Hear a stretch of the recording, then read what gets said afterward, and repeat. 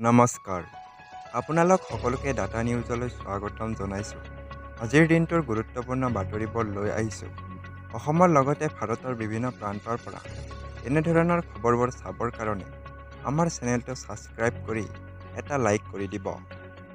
গড়েশ্বৰত চিটো অংগনবাড়ী কৰ্মীৰ বিক্ষোভ।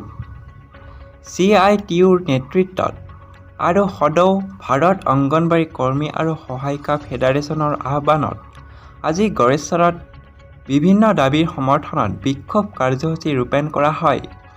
বিক্ষোভৰ অন্তত গড়েশ্বৰ চক্ৰ বিষয়াৰ জৰিয়তে প্ৰধানমন্ত্ৰীলৈ এখন স্মাৰক পত্ৰ প্ৰেৰণ কৰে।